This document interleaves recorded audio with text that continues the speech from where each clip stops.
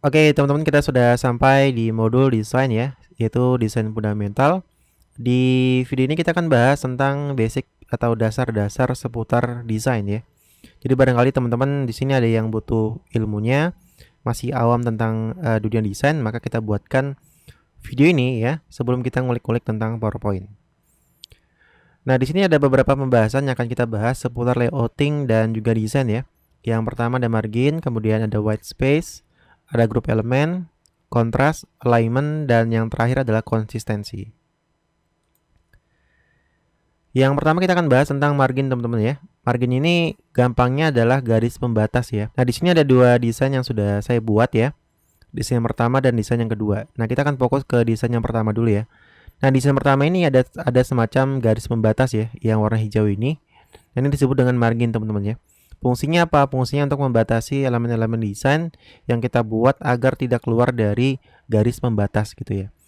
Nah, tujuannya adalah untuk agar desain yang kita buat ini terlihat lebih rapi dan profesional, teman-teman ya. Tidak keluar-keluar gitu ya. Dan mungkin teman-teman pernah gitu ya waktu kecil gambar di buku gambar ya, kemudian disuruh sama gurunya untuk membuat garis pembatas dulu sebelum menggambar gitu ya di sisinya gitu ya. Nah, fungsinya apa? Biar gambar yang kita buat di buku gambar tersebut terlihat lebih rapi dan tidak keluar dari garis pembatas tersebut ya. Nah, ini disebut dengan margin, teman-teman ya, yaitu garis pembatas. Nah, maka apa jadinya kalau seandainya desain yang kita buat ini tanpa ada margin ya? Maka nanti hasilnya akan berantakan, teman-teman ya. Contohnya yang di gambar kedua ini ya. Misalnya ini judulnya dengan yang di atas tidak simetris gitu ya. Ada yang agak ke kiri, ada yang agak ke dalam gitu ya. Saya coba contohkan dulu. Nah, ini ya. Kalau misalnya saya coba taruh garis pembatas di sini atau margin.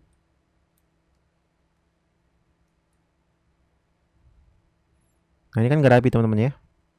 Nah, di sini teman-teman bisa lihat sendiri ya. Di sini ada yang keluar objeknya dan lain sebagainya. Nah, maka desain yang seperti ini tidak direkomendasikan ya. Maka teman-teman harus punya margin itu ya, atau punya batasan dalam membuat elemen desain agar elemen desain yang kita buat ini terlihat lebih rapi, teman-teman ya. Nah, kecuali untuk gambar ya, gambar ini sebenarnya boleh aja seperti ini gitu ya. Kita mentokin di pojok seperti ini. Nah, seperti ini gitu ya. Sorry.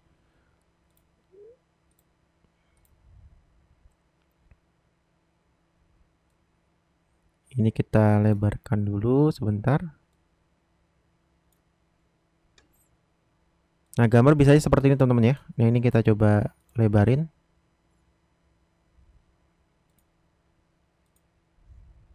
Nah, kalau untuk gambar boleh aja gitu ya, kita mentokin seperti ini selama masih rapi, teman-teman gitu ya. Nah, ini kecuali untuk teks dan objek-objek yang lain ini disarankan tetap pada marginnya itu ya. Oke, jadi bisa teman-teman buat seperti ini atau seperti ini gambarnya gitu ya. Ini untuk gambar ya, gambar nggak masalah.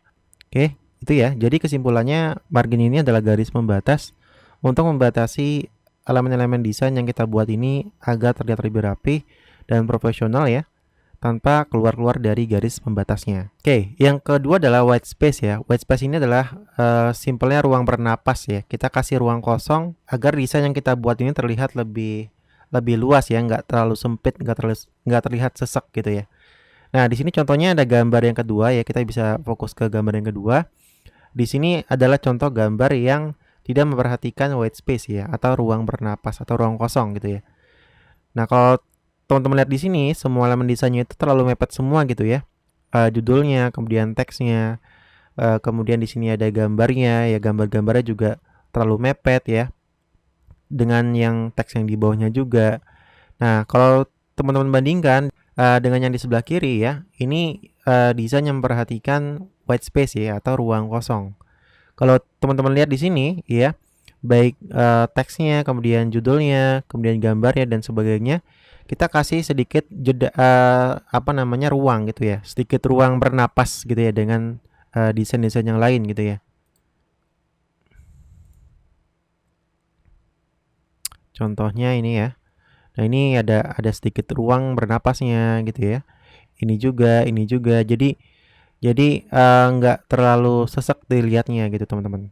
Yang ini disebut dengan white space. Beda dengan yang sebelah kanan teman-teman ya. Sebelah kanan ini dia tidak memperhatikan white space ya.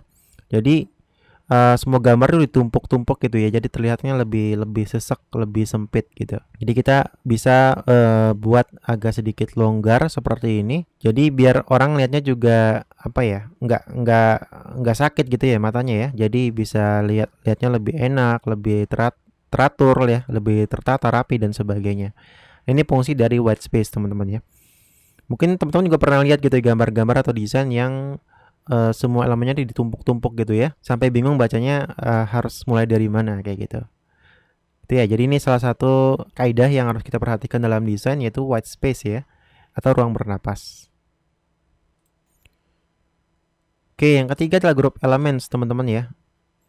Jadi group elements ini fungsinya untuk mengklasifikasikan atau mengkategorikan elemen desain yang kita buat gitu ya. Jadi kan elemen-elemen desain yang kita buat itu biasanya berdasarkan kategorinya masing-masing gitu ya.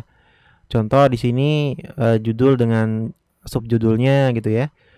Kemudian promo yang berkaitan dengan harga dan sebagainya. Jadi kita nggak boleh membuat elemen desain yang kategorinya sama gitu ya, yang jaraknya itu berjauhan teman-teman ya. Contohnya di sebelah kanan ini contoh gambar yang tidak memperhatikan group elements ya. Kalau teman-teman lihat di sini, ini judul dengan subjudul ini kan satu kesatuan ya, artinya nggak bisa dipisahkan gitu ya. Nah maka kalau dalam desain masih dalam satu kategori itu tidak boleh dijauhin teman-teman ya. Misalnya ini judul dengan subjudul terlalu renggang gitu ya. Jadi seolah-olah yang judul ini dimasukkan dalam kategori yang di atasnya gitu ya teman-teman ya. Padahal enggak gitu ya. Kalau yang di sebelah kiri ini kan dia masuk ke dalam kategori yang sama gitu ya, judul dengan subjudul, maka jaraknya pun juga berdekatan teman-teman ya. Kita buat berdasarkan kategori desainnya masing-masing. Kemudian di sini ada promo ya, promo, kemudian ada harga coret dan ada harga promonya. Ini salah satu contoh yang benernya gitu ya, yaitu menggabungkan elemen-elemen desain yang masih dalam satu kategori yang sama gitu ya. Kalau ini kan enggak nih ya, promo, harga coret, baru harga promonya gitu ya.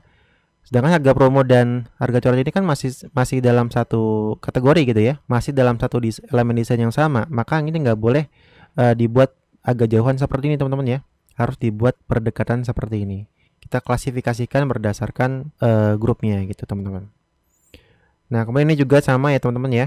Open everyday ya. Kemudian ini di sini ada jamnya, ada booking now dan sebagainya. Ini juga masih dalam satu desain yang sama teman-teman ya. Dia buka setiap hari, kemudian bukanya jam berapa sampai jam berapa. Dan ini nggak boleh kayak gini teman-teman ya. Dibuat pisah seperti ini dengan elemen desain yang masih dalam satu kategori yang sama teman-teman ya. Oke, jadi pastikan ketika teman-teman ingin membuat sebuah desain ya, maka teman-teman harus paham gitu ya, yang namanya group elements, elemen desain mana yang memang masih dalam satu kategori yang sama, mana yang tidak gitu. Kalau masih dalam satu kategori yang sama, maka pastikan teman-teman harus buatnya berdekatan gitu ya. Oke, yang keempat adalah alignment teman-teman ya. Alignment ini adalah semacam penyesuaian agar desain yang kita buat ini terlihat lebih rapi ya. Baik rapi ke kiri, rapi ke kanan, ataupun rapi ke tengah teman-teman ya. Nah, contohnya di sini ada dua gambar ya, gambar pertama sama gambar kedua. Gambar yang pertama ini adalah gambar yang menerapkan kaidah alignment ya. Jadi di sini ada contoh icons, kemudian ada judulnya, kemudian di bawah ada deskripsinya ya. Nah di sini kita pakai alignment rata tengah ya. Jadi iconsnya rata tengah, kemudian judulnya rata tengah ya, dan juga penjelasannya rata tengah gitu ya. Beda dengan yang gambar kedua teman-teman ya. Gambar kedua ini tidak menerapkan kaidah alignment. Yang mana di sini tidak beraturan ya. Yang pertama ini dia rata kiri, kemudian yang kedua rata tengah, yang ketiga rata kanan gitu ya. Sehingga desainnya terlihat tidak rapi dan tidak enak dilihat gitu ya. Teman-teman bisa lihat sendiri gitu ya, mana yang lebih enak untuk dibaca dan dilihat gitu ya. Tentunya yang sebelah kiri gitu ya. Nah, walaupun memang ada konteksnya sendiri gitu ya, kapan kita harus rata kiri, kapan kita harus rata ke tengah, kapan kita harus rata kanan dan sebagainya gitu ya. Namun pada konteks ini ya, yang mana di sini untuk penjelasan yang singkat seperti ini bagusnya memang pakai rata tengah semuanya teman-teman ya. Ini rata tengah, kemudian rata tengah gitu ya. Beda ceritanya kalau seandainya teksnya ini panjang gitu ya. Penjelasannya panjang sampai sini itu nggak cocok untuk pakai garis pakai rapi tengah gitu ya. Rata tengah teman-teman. Ya, namun pada konteks atau contoh yang desain seperti ini bagusnya memang dibuat rata tengah semua teman-teman ya. Baik yang ini, iconsnya, judulnya maupun yang penjelasannya kayak gitu. Nah, yang sebelah kanan ini tidak menerapkan contoh alignment gitu ya. Yang mana kita lihat di sini berantakan sekali. Iconsnya berantakan, kemudian posisi teksnya juga berantakan ya. Teman-teman bisa lihat sendiri lebih enak baca yang sebelah kanan atau yang sebelah kiri gitu ya. Oke, ini seputar alignment teman-teman. Oke, selanjutnya adalah kontras teman-teman ya. Nah, jadi kontras ini fungsinya untuk menonjolkan bagian teks yang ingin kita sampaikan ke audiens teman-teman ya. Nah, di sebelah kiri ini contoh desain yang menggunakan kaidah kontras ya. Kemudian kanan ini nggak pakai gitu ya.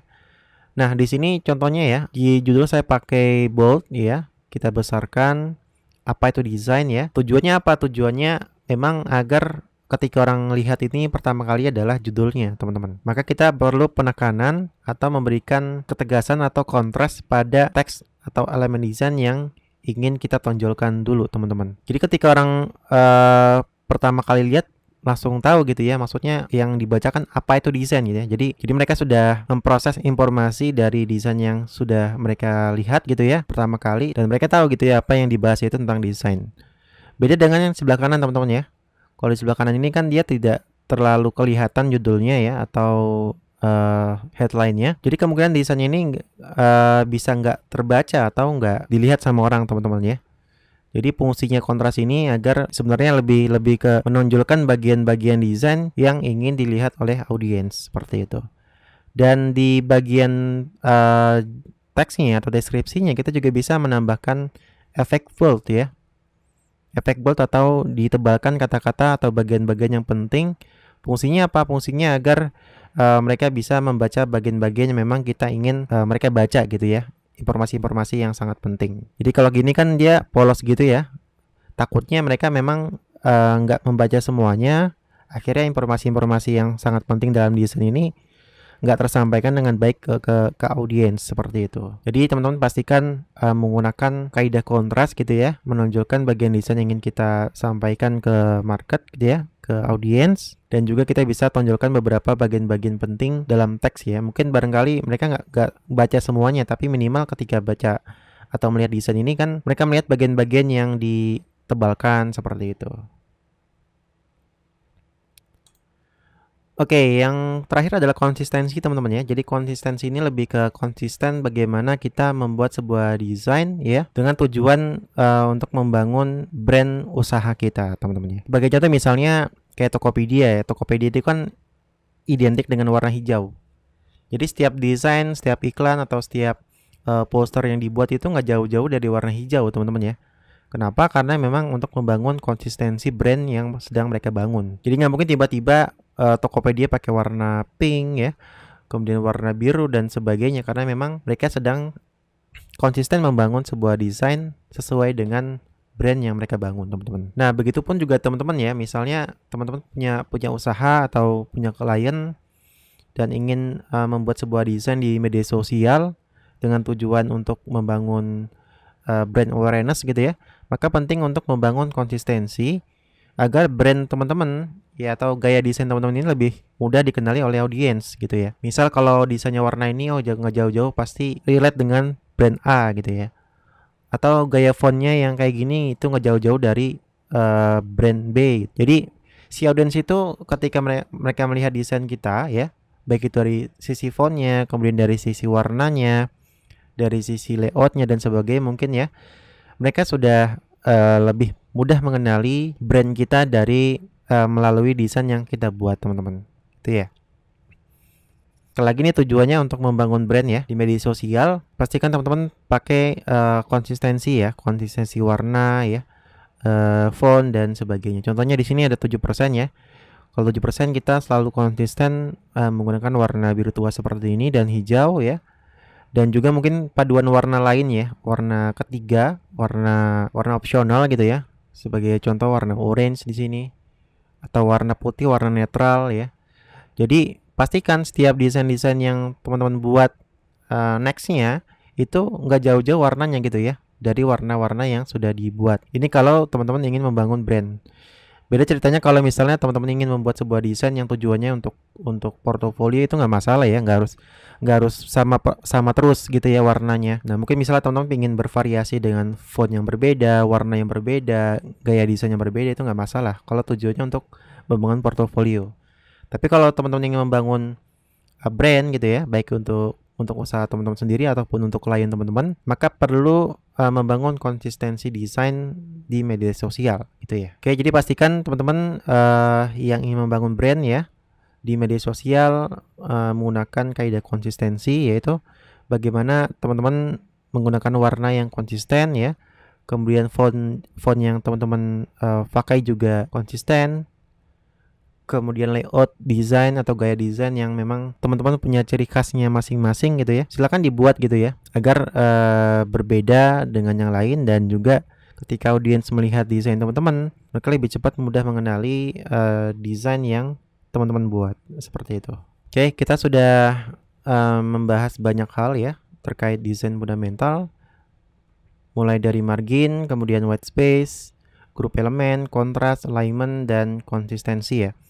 Semoga beberapa pembahasan dasar ini bisa bermanfaat buat teman-teman, dan semoga bisa menjadikan sebuah guides gitu ya, insight baru buat teman-teman dalam dunia desain agar bisa lebih baik lagi, bisa lebih konsisten ya, dan bisa diterapkan di desain teman-teman sendiri gitu ya. Tujuannya adalah agar desain yang teman-teman hasilkan ini lebih profesional gitu ya, lebih mengikuti kaidah-kaidah desain, dan terlihat lebih rapi dari sebelumnya. Oke, terima kasih teman-teman sudah menonton video ini. Kita lanjut lagi di video berikutnya.